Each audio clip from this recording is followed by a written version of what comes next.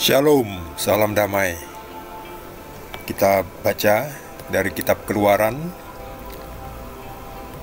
bab 14 dengan judul perikop Menyeberangi Laut Teberau. Berfirmanlah Tuhan kepada Musa, "Mengapakah engkau berseru-seru demikian kepadaku? Katakanlah kepada orang Israel supaya mereka berangkat. Dan engkau angkatlah tongkatmu dan ulurkanlah tanganmu ke atas laut dan belahlah airnya, sehingga orang Israel akan berjalan dari tengah-tengah laut di tempat kering. Tetapi sungguh aku akan mengeraskan hati orang Mesir, sehingga mereka menyusul orang Israel, dan terhadap Firaun dan seluruh pasukannya, keretanya dan orangnya yang berkuda, aku akan menyatakan kemuliaanku. Maka orang Mesir akan mengetahui bahwa akulah Tuhan, apabila aku memperlihatkan kemuliaanku terhadap Firaun, keretanya dan orangnya yang berkuda." Kemudian bergeraklah malaikat Allah yang tadinya berjalan di depan tentara Israel, lalu berjalan di belakang mereka, dan tiang awan itu bergerak dari depan mereka, lalu berdiri di belakang mereka. Demikianlah tiang itu berdiri di antara tentara orang Mesir dan tentara orang Israel. Dan oleh karena awan itu menimbulkan kegelapan, maka malam itu lewat, sehingga yang satu tidak dapat mendekati yang lain semalam-malaman itu. Lalu Musa mengulurkan tangannya ke atas laut, dan semalam-malaman itu Tuhan menguakkan air laut dengan perantaraan angin timur yang keras, membuat laut itu menjadi tanah kering, maka terbelahlah air itu. Demikianlah orang Israel berjalan dari tengah-tengah laut di tempat kering, sedang di kiri dan di kanan mereka air itu sebagai tembok bagi mereka. Orang Mesir mengejar dan menyusul mereka, segala kuda Firaun, keretanya dan orangnya yang berkuda, sampai ke tengah-tengah laut. Dan pada waktu jaga pagi, Tuhan yang di dalam tiang api dan awan itu memandang kepada tentara orang Mesir, lalu dikacaukannya tentara orang Mesir itu. Ia membuat roda keretanya berjalan miring dan maju dengan berat, sehingga orang Mesir berkata, "Marilah kita lari, meninggalkan orang Israel, sebab Tuhanlah yang berperang untuk mereka melawan Mesir." Berfirmanlah Tuhan kepada Musa, "Ulurkanlah tanganmu ke atas laut, supaya air berbalik meliputi orang Mesir, meliputi kereta mereka dan orang mereka yang berkuda." Musa mengulurkan tangannya ke atas laut, maka menjelang pagi berbaliklah air laut ke tempatnya, sedang orang Mesir lari menuju air itu. Demikianlah Tuhan mencampakkan orang Mesir ke tengah-tengah laut. Berbaliklah segala air itu, lalu menutupi kereta dan orang berkuda dari seluruh pasukan Firaun yang telah menyusul orang Israel itu ke laut. Seorang pun tidak ada yang tinggal dari mereka. Tetapi orang Israel berjalan di tempat kering dari tengah-tengah laut, sedang di kiri dan di kanan mereka air itu sebagai tembok bagi mereka. Demikianlah pada hari itu Tuhan menyelamatkan orang Israel dari tangan orang Mesir.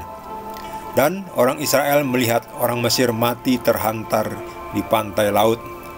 Ketika dilihat oleh orang Israel betapa besarnya perbuatan yang dilakukan Tuhan terhadap orang Mesir, maka takutlah bangsa itu kepada Tuhan, dan mereka percaya kepada Tuhan dan kepada Musa hambanya itu. Demikianlah sabda Tuhan.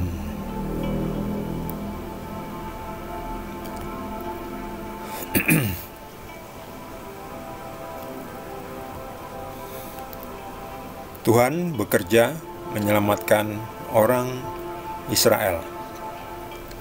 Dikatakan bahwa engkau akan diam saja sementara Tuhan yang akan melakukan perlawanan terhadap orang Mesir.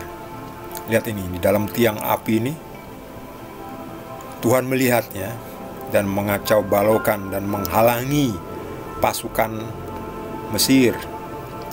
Lihat ini Firaun bersikukuh mengejar orang Israel masuk menuju ke laut yang terbelah ini ya. Sebab orang Israel sudah masuk melewati laut Teberau menuju ke ini dia petanya. Jadi dari sini dari dekat Pihahirot ini. Di sini menyeberang laut ini ya.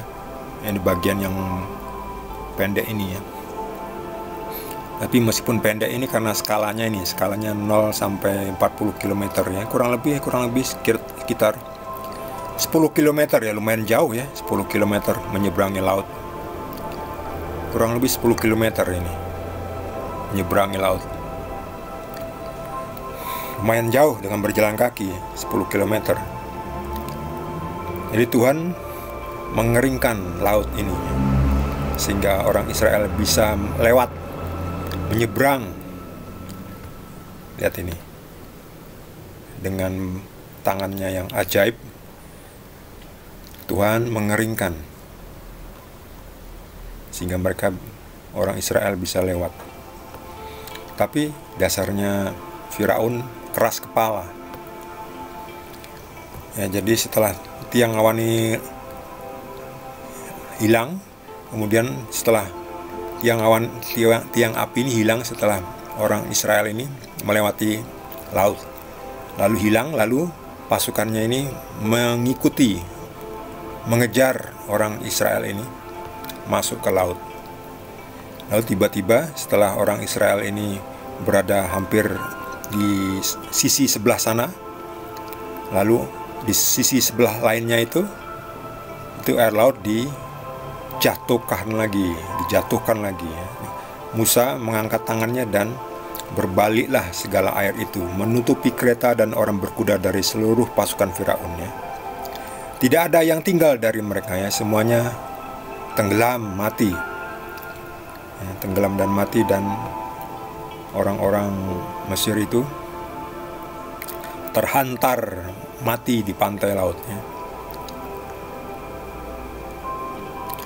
Orang-orang Israel takjub melihat perbuatan besar yang dilakukan Tuhan ya. Jadi orang-orang Israel ini tidak berperang mengangkat pedang melawan orang Mesir, enggak. Tuhan yang berperang melawan orang Mesir. Makanya kepala pasukannya ini mengingatkan Firaun ya, marilah kita lari meninggalkan orang Israel, sebab Tuhanlah yang berperang untuk mereka melawan Mesir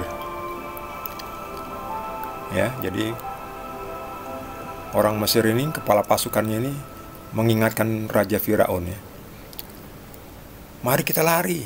Tapi Firaun keras kepala ya. Akhirnya itu ya, pasukannya masuk dan tiba-tiba air laut dijatuhkan lagi, menimpa.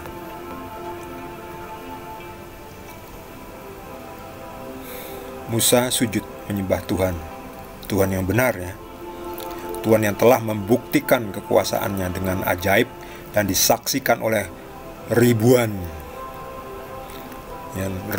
ratusan ribu orang Israel menyaksikan dengan mata mereka. Jadi mereka melihat kedahsyatannya Tuhan yang benar.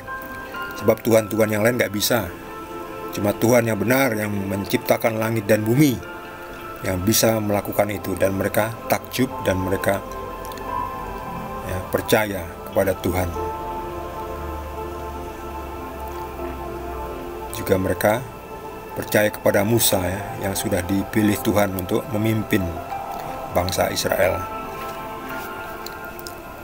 Tapi ya itu ya, kemudian setelah beberapa tahun di padang gurun, karena mungkin himpitan penderitaan ya, mereka lalu mencari tuhan-tuhan yang lainnya. Di saat mencari tuhan-tuhan yang lain itu, orang Israel akhirnya jatuh ya, ke dalam musuh-musuhnya ya.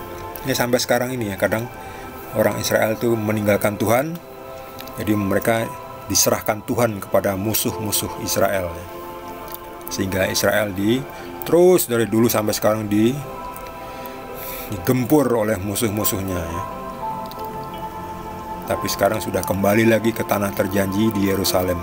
Meskipun begitu ya, masih diserang oleh berbagai macam musuh yang memusuhi orang Israel.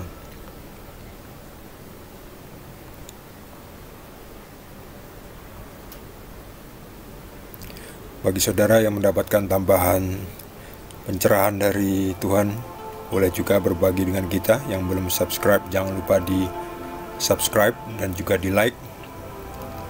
Kita akan lanjutkan dengan perikop berikutnya dari Kitab Keluaran. Terima kasih.